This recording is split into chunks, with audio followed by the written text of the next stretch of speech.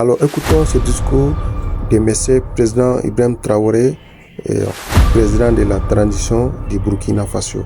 Le capitaine Ibrahim Traoré s'est une nouvelle fois posé en défenseur des peuples noirs et africains. Il a dénoncé avec force les mécanismes de domination qui maintiennent l'Afrique dans une dépendance économique persistante, appelée à une crise de conscience collective et à une rupture profonde avec le modèle hérité de la colonisation. Pour lui, l'émancipation politique n'a aucun sens sans une véritable souveraineté économique, culturelle et mentale. Alors écoutons ce qu'il dit dans ce discours. Je tenais ce matin à vous dire merci du fond du cœur. Merci à vous qui avez pris de votre temps, de votre énergie pour faire le déplacement du pays des hommes intègres, pour faire le retour aux racines, comme on le dit en anglais, back to your roots. Merci d'être venu. Vous nous avez fait preuve de fraternité, vous nous avez fait honneur et je prie Dieu qu'il continue à vous bénir tous, à vous donner la santé, la force nécessaire de pouvoir continuer à revenir à vos sources. Parmi vous, il y a des personnes âgées, très âgées, qui malgré le poids de l'âge ont fait le déplacement avec vous. Je vous dis infiniment merci du fond du cœur et que Dieu continue à vous réconforter. Je suis de bout en bout tout votre séjour parmi vos frères. Chaque soir à la télévision, j'essaie de voir quelles sont les activités que vous avez eu à mener. Et je peux avouer que je suis très content de tout ce que vous avez déjà pu découvrir. Mais je prie Dieu que le temps soit encore de notre partie et que vous puissiez revenir et pouvoir découvrir beaucoup plus de choses à travers le Burkina Faso. Certes, beaucoup ont été déconseillés de venir vers le Burkina. Vous êtes nos ambassadeurs désormais. Et je pense que vous êtes les mieux placés pour aller faire comprendre aux autres que le Burkina Faso est loin de ce que ces médias occidentaux essaient de faire peindre aux yeux du monde. Le Burkina est bien fréquentable, le Burkina résiste, le Burkina tient debout et le Burkina vit. Et merci à vous de prouver cela aux yeux du monde.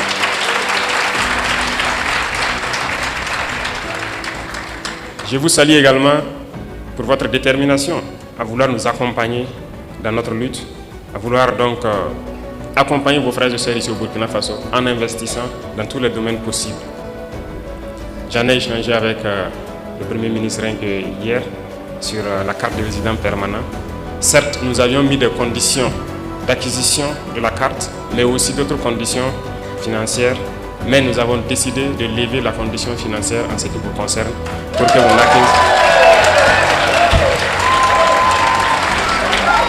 Donc pour vous, il sera question juste de vous en tenir à la question de la carte. Donc toutes les autres conditions, vous serez exemptés. Et merci à vous d'ouvrir le pas pour tous ceux qui souhaitent donc prendre cette carte et pouvoir investir et rester au Burkina. Ceci dit, le Burkina Faso est un pays en pleine construction. Et je pense que beaucoup d'opportunités vous ont été présentées. Il y a encore beaucoup d'autres opportunités. Déjà la question de la radio et de la télévision, je puis aussi vous assurer que je ferai tout pour accompagner la création d'une telle radio ou d'une telle télévision ici au Burkina Faso. Parce que la communication est une arme et personne ne peut raconter notre histoire mieux que nous-mêmes. Pendant longtemps, c'est eux qui ont raconté ce qu'ils voulaient de l'Afrique. C'est eux qui ont raconté ce qu'ils voulaient de l'homme noir.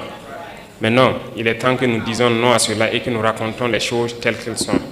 Et je vous encourage à pouvoir poursuivre ce projet que nous allons beaucoup accompagner. Le Burkina Faso est en construction.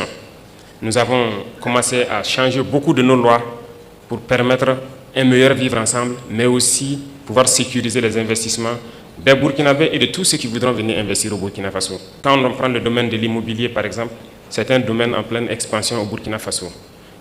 Nous prenons le domaine de l'agriculture et de la transformation agricole, notamment l'industrie agroalimentaire, l'énergie. Bref, il y a beaucoup de domaines qui sont donc ouverts et nous avons besoin des cerveaux de nos frères pour venir construire ici les industries qu'il faut pour transformer nos matières premières. Et c'est nous qui devrons nourrir le monde et non nous qui devrons aller quémander aux yeux du monde.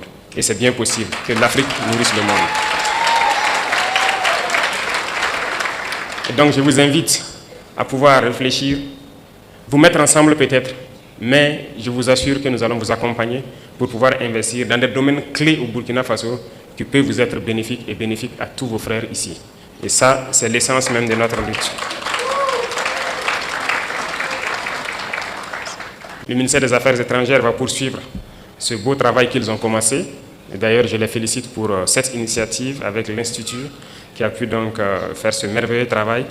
Continuez le travail de présenter les opportunités pour pouvoir vous guider et vous canaliser vers les investissements structurants et bénéfiques. Et nous allons continuer à suivre ça de très près pour que vous ne soyez pas déçus de votre investissement au Burkina Faso. Reconnaissez une chose, la lutte que nous menons est âpre et c'est une lutte d'endurance. Et vous avez décidé de porter notre message à travers le monde. Nous ne luttons pas pour le Burkina Faso tout seul. Nous luttons pour l'Afrique. Nous luttons pour l'homme noir. Nous luttons pour la dignité de l'Afrique. Nous luttons pour le bien-être de nos populations. Et qui lutte pour la dignité et le bien-être de sa population a aussi quelque chose en cœur. Nous sommes de tout cœur avec tous les peuples qui luttent pour la justice, pour l'égalité, pour le bien-être. Et nous sommes amis à tous les peuples qui nous respectent et qui respectent notre souveraineté et notre dignité. Et merci à vous d'accompagner donc ce combat que nous menons. Il est très difficile de mener ce type de combat. Et je sais que vous le savez mieux que moi. Voir l'Afrique se réveiller, c'est un cauchemar pour certains. Mais pourtant, l'Afrique est en train de se réveiller. Et l'Afrique va se réveiller. Nous n'allons pas être complices de leur souhait, celui de voir l'Afrique être la réalité de ce qu'eux, ils ont pensé et dit de l'Afrique, notamment une terre d'esclaves, une terre maudite. Nous n'allons pas être complices et les accompagner pour que ce qu'ils pensent soit une vérité. Nous leur dirons que l'Afrique est un continent d'espoir, est un continent combatif et l'Afrique est un continent d'avenir. Et nous allons nous battre pour cela.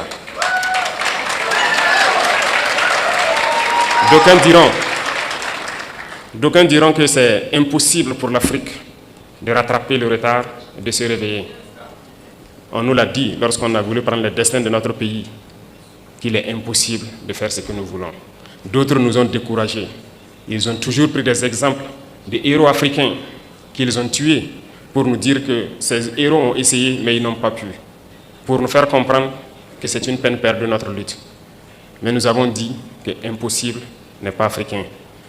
Si impossible était africain, nos grands-parents, nos ancêtres ont beaucoup souffert. Il n'y a pas ce peuple au monde qui a souffert comme les Africains. Aucun peuple ne peut prétendre pouvoir survivre après toutes les épreuves que les Noirs ont subies. On se rappelle que ce soit les colonisations, l'esclavage, les conquêtes arabo-musulmanes ici, les Africains ont connu toutes sortes d'humiliations, toutes sortes de traitements qui visent à nous exterminer. Ils ont voulu faire disparaître le gène du noir, parce que c'était les jeunes braves qu'ils ont toujours pris, tués et déportés. Donc l'Africain est le plus résistant de l'histoire de l'humanité, parce que nous avons résisté à toutes les barbaries possibles. Mais il faut qu'aujourd'hui, nous continuions la lutte. Et voilà pourquoi, moi je vous dis encore merci pour ce combat que vous menez. Parce que le continent souffre encore. Regardez ce qui se passe au Soudan. On extermine les frères noirs. Regardez ce qui se passe au Congo. Regardez ce qu'ils sont en train de s'aimer dans le Sahel. Un peu partout, ils manipulent les noirs pour qu'on s'entretue. Ils envoient les armes et on continue de s'entretuer. Il faut que cela s'arrête. Et c'est bien possible. Et la première arme que nous pouvons utiliser, que vous pouvez utiliser, c'est la communication. C'est d'expliquer aux Noirs d'où il vient et qui il est et où est-ce qu'on peut partir. Et c'est bien possible et je vous félicite, je vous encourage dans ce combat. Il faut que partout où des Africains se retrouvent, il faut que nous comprenions une chose. Seuls unis, nous pourrons aller loin. Et il faut que nous arrivions à nous unir d'une manière ou d'une autre. Et cela incombe plus à la jeunesse aujourd'hui, mais aussi aux anciens, qui doivent pouvoir expliquer à la jeunesse ce qu'ils ont vécu hier et comment nous devons nous comporter aujourd'hui pour pouvoir nous unir. Et je compte sur tout un chacun pour continuer ce combat partout où il est. Parce que nous sommes combattus aujourd'hui par l'impérialisme qui cherche par tous les moyens à nous faire disparaître, mais aussi par nos propres frères. Certains qui sont les valets de l'impérialisme, mais d'autres aussi pour leur simple intérêt. Personnellement, je dirais qu'il y a beaucoup de chefs d'État africains qui ne m'aiment pas. Ils sont très nombreux, qui ne m'apprécient pas. Peut-être parce qu'ils sont jaloux, peut-être aussi je suis un danger pour leur maître. Quoi qu'il en soit, moi je ne les en veux pas. Et ils font semblant. Lorsque les gens les croisent, ils font semblant de m'aimer. Mais je sais qu'ils sont nombreux à ne pas m'aimer. Mais notre prière est que Dieu les change profondément dans leur cœur. Que Dieu mette beaucoup d'amour dans leur cœur. Pas pour nous, mais pour leur peuple. Pour qu'ils aiment leur peuple. Et qu'ils se battent pour leur peuple. Parce que nous continuerons à prêcher le message pour que leur jeunesse se réveille. Et je prie Dieu que Dieu mette l'amour dans leur cœur, qu'ils aiment leur jeunesse, qu'ils aiment leur peuple et qu'ils se battent pour le bien-être de leur peuple. Peut-être qu'à travers cela, nous aussi nous allons bénéficier d'une once d'amour de leur part. Et je prie Dieu que cela puisse arriver et très vite. Que nous puissions voir dans la même direction, voir que nous devons nous battre pour le bien-être de nos peuples, de nos jeunesses, de nos continents, de nos pays. Et à travers cela, il n'y a pas de choix, on va s'unir. Parce que l'Afrique est immensement riche, nous avons un marché immense et nous avons des cerveaux à travers le monde. Et nous allons faire venir tous nos cerveaux pour travailler avec nous. Et l'Afrique a besoin de tous ses fils, de toutes ses filles pour pouvoir se développer. Et vous portez ce message, vous portez ce combat. Et nous devons tout faire pour que ce combat aboutisse et au plus vite. Ça, c'est très important. Parce que vous devez voir ce combat aboutir dans très peu de temps. Et c'est bien possible. Donc, je vous encourage, je vous félicite pour tout ce que vous faites. Et avant de clore mes propos, je vous invite à chaque occasion que vous pourrez revenir au Burkina Faso parce que nous allons transformer le Burkina Faso, faire du Burkina un exemple pour que les gens voient que c'est possible. Nous allons partir de cette situation de guerre, construire le pays, le rendre mielleux et que tout le monde voit que c'est bien possible et ça va motiver d'autres à se lancer sur le même chemin que nous. Merci pour cet accompagnement, merci pour cette chaleur que vous êtes venus nous donner, merci pour l'amour que vous êtes venus nous donner et je prie Dieu que vous retournez tous sains et saufs et que vous revenez chez vous au Burkina Faso, investir et vivre paisiblement quand vous le souhaitez. Merci beaucoup à tous, que Dieu vous accompagne, que Dieu vous bénisse, la patrie ou la mort nous attend. Merci.